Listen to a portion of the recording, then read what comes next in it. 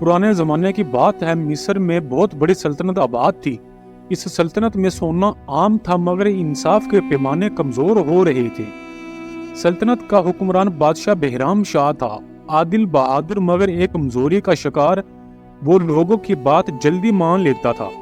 इस सल्तनत में एक मशहूर ताजिर रहता था, इलियास बिन ज़रीन।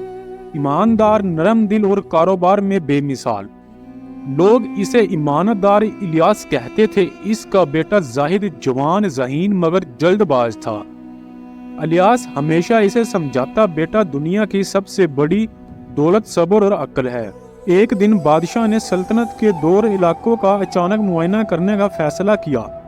वो फौज नहीं लेकर गया, सिर्फ चंद वफादार उमरा और मुहाफिज साथ थे। इसी दिन इलियास भी अपने बेटे के साथ सफर पर निकला। शाम होते होते तूफानी बादल छा गए। बारिश, तेज हवाएं और अंधेरी रात ने काफिले रोकने पर मजबूर कर दिया। सब लोग एक पुरानी सराय में पनाह लेने लगे। यही सराय बादशाह और इलियास की पहली मुलाकात का मुकाम बनी। अंधेरी रात में अलाव जल रहा था।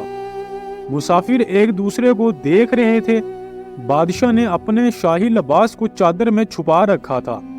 इलियास ने इसे पहचान लिया, मगर एहतरामन चुप रहा।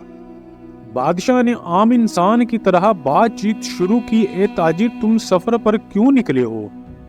इलियास ने कहा, जनाब, इंसान का रिज़्क भी सफर करता है। इसे पकड़ने के लिए इंसान को भी सफर करना पड़ता है। बादशाह ने पूछा, अगर रास्ता खौफनाक हो? इलियास ने कहा, खौफ वो है जो दिल में हो। रास्तों में सिर्फ पत्थर और मट्टी होती है। बादशाह हैरान रह गया। पहली बार किसी ने ऐसा जवाब दिया। इसी लम्हे दरवाजे पर जोर से दस्तखत हुई। फिर एक आवाज गूंजी, सराय वालों, बाहर निकलो, रास्ता हमारा है। डाकू सराय को घेर चुके थे। बादशाह के मुहाफिज कम थे। लोगों के दिलों में खौफ बैठ गया। इलियास आगे बढ़ा, मुझे जाने दो, मैं इनसे बात करता हूँ। बादशाह ने चौंक कर पूछा, एक ताजिर डाकुओं से बात करेगा? इलियास ने मुस्कुराते हुए कहा, जिनके दिल में भूख हो वो इंसान होते हैं। बात करके देखते हैं, शायद कुछ बदल जाए।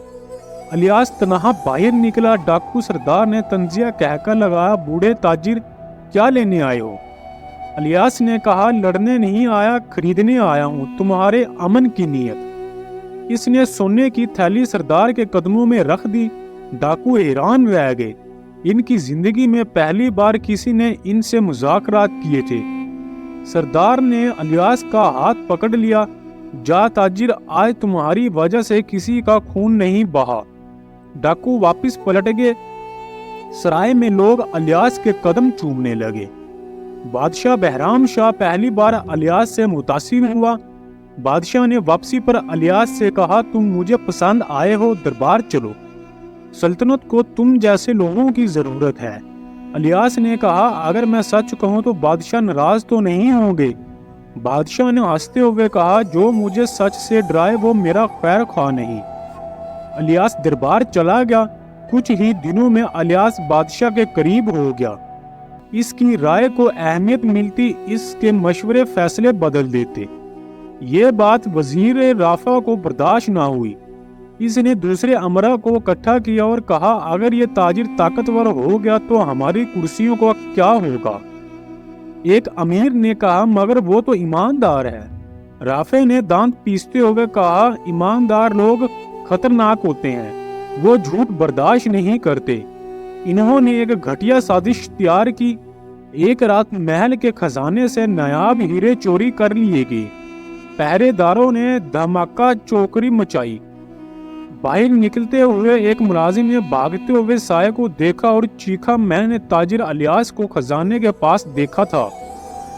इल्जाम फौरन लग गया। इलियास का कमरा तलाशी के लिए महफूज हुआ। सुबह होते ही इलियास को दरबार में बुलाया गया। बादशाह ने सख्त लहजे में पूछा, इलियास, तुम खजाने के पास क्यों गए थे? इलियास ने कहा, सरदारों के कहने पर मैं हिफाजत का जायजा लेने गया था, मगर मैंने कोई हीरे नहीं लिए। राफे ने फौरन कहा, अगर इजाजत हो इसके कमरों की तलाशी ली जाए। इलियास ने कहा, जरूर, सच को रोशनी पसंद है, अंधेरा नहीं। درباری اس کے کمرے میں گئے اور واپسی پر ان کے ہاتھوں میں وہی چوری شدہ ہیرے تھے۔ بازار، محل اور پورے شہر میں شور مچ گیا، الیاس چور ہے۔ بادشاہ نے اسے قریب لا کر غلطی کی۔ بادشاہ بھی غصے اور صدمے میں تھا۔ الیاس کو 1 دن کی مہلت دی گئی۔ اگر تم 1 دن میں اپنی بے گناہی ثابت نہ کر سکے تو تمہیں سزا ہوگی۔ بادشاہ نے آخری فیصلے سے پہلے الیاس کو مہلت دی۔ الیاس نے کہا سزا منظور ہے مگر فیصلہ انصاف سے ہو۔ الیاس نے اسی رات تہیہ کر لیا کہ وہ اس معاملے کی جڑ تک پہنچے گا۔ وہ سلطنت کی سرحد پر گیا، وہاں جہاں وہ ڈاکوؤں سے ملا تھا۔ اس نے سردار کو پیغام بھیجا، سردار فوراً آ گیا۔ الیاس نے پوچھا کیا وزیر رافع کے آدمی تمہارے پاس آئے تھے؟ سردار نے سر جھکا کر کہا ہاں، انہوں نے مجھے تمہارے خلاف گواہی دینے اور ہیرے تمہارے کمرے میں رکھنے کے لیے کہا تھا، مگر میں نے انکار کیا۔ الیاس نے کہا کیا تم میرے ساتھ دربار چلو گے؟ سردار نے حیرت سے پوچھا ایک ڈاکو بادشاہ کے سامنے جائے گا؟ الیاس نے کہا آج تم ڈاکو نہیں، آج تم سچ کے گواہ ہو۔ سردار نے کہا تم وہ واحد آدمی ہو جس نے مجھے انسان سمجھا تھا، میں ضرور چلوں گا۔ دربار سجا ہوا تھا، وزیر رافع مطمئن بیٹھا تھا، ہونٹوں پر فخر کی مسکراہٹ تھی۔ بادشاہ غمگین مگر فیصلہ کرنے کے لیے تیار تھا۔ الیاس حاضر ہوا۔ بادشاہ نے آخری بار پوچھا الیاس کوئی آخری بات؟ الیاس نے کہا ہاں، میرا گواہ آیا ہے۔ دروازے کھلے اور ڈاکو سردار اندر داخل ہوا۔ پورا دربار ہکا بکا رہ گیا۔ رافع نے چلا کر کہا یہ ڈاکو ہے، اس کی بات پر کیسے یقین کیا جائے؟ الیاس نے کہا سچ وہ نہیں بولتا جس کے کپڑے اچھے ہوں، سچ وہ بولتا ہے جو دل میں خوف نہ رکھتا ہو۔ سردار نے سب کچھ بتا دیا، سازش، رشوت، منصوبہ، یہاں تک کہ ہیرے کس طرح الیاس کے کمرے میں رکھوائے گی۔ دربار میں سناٹا چھا گیا۔ وزیر رافع کانپنے لگا۔ بادشاہ نے تلوار نکالی اور کہا سلطنت کا سب سے بڑا دشمن وہ ہوتا ہے جو انصاف کو اپنی پسند سے بدلتا ہے۔ رافع کو گرفتار کر لیا گیا۔ بادشاہ بہرام شاہ الیاس کے قدموں میں آیا اور کہا الیاس تم نے نہ صرف خود کو بچایا بلکہ مجھے بھی آندھے انصاف سے بچا لیا۔